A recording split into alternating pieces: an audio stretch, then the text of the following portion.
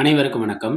நம்ம நடா கணிதம் சேனலில் முந்தைய ஆண்டுகளில் கேட்கப்பட்ட போட்டித் தேர்வு கணக்குகள் பற்றி பார்த்துட்டு இருக்கோம். அந்த வரிசையில் தபால் துறை, இந்திய அஞ்சல் துறையில் போஸ்டல் அசிஸ்டன்ட் எக்ஸாமில் 2014ஆம் ஆண்டு கேட்கப்பட்ட ஒரு கேள்வி.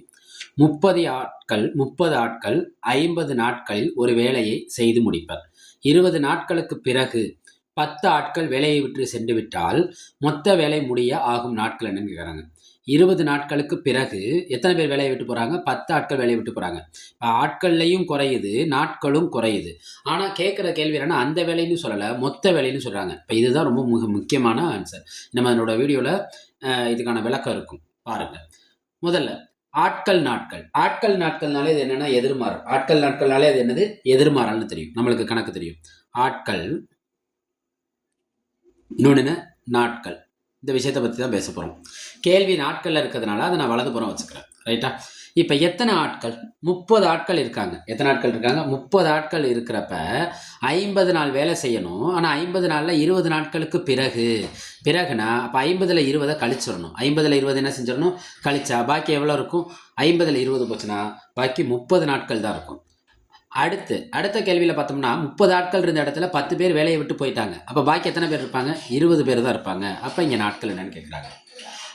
நாட்கள்னாலே என்ன கணக்குன்னா எதிர்மாறல்னு சொன்னோம்.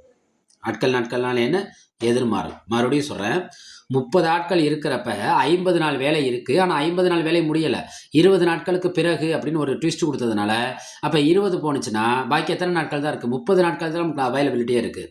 அதே மாதிரி இப்போ பார்த்தோம்னா 10 ஆட்கள் வேலையை விட்டு போயிட்டாங்க. 30 பேர்லேருந்து இப்போ எத்தனை பேராக மாறிட்டாங்கன்னா 20 பேராக மாறிட்டாங்க, ரைட்டா?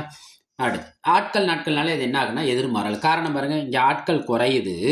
ஆட்கள் குறைஞ்சா வேலை செய்கிற நாட்கள் என்னாகும்?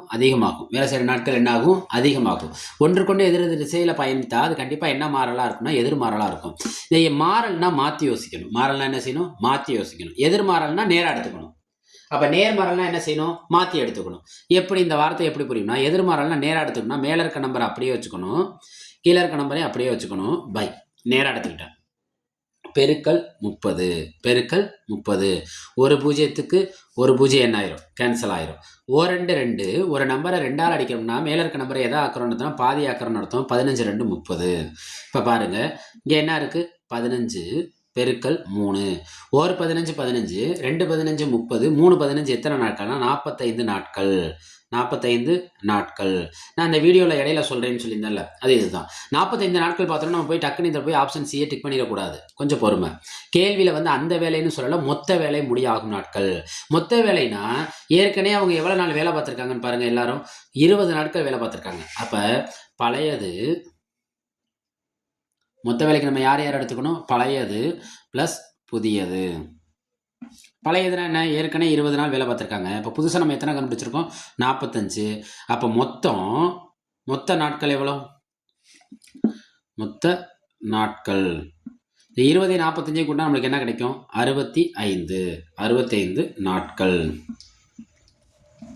இது அவங்க கொடுத்துருக்க ஆப்ஷன் யாரை குறிக்கும் பார்த்தீங்கன்னா ஆப்ஷன் பி. அடடா கணிதம் சேனலை லைக் பண்ணுங்க, சப்ஸ்கிரைப் செய்யுங்க, சப்போர்ட் பண்ணுங்க, ஷேர் பண்ணுங்க. நன்றி.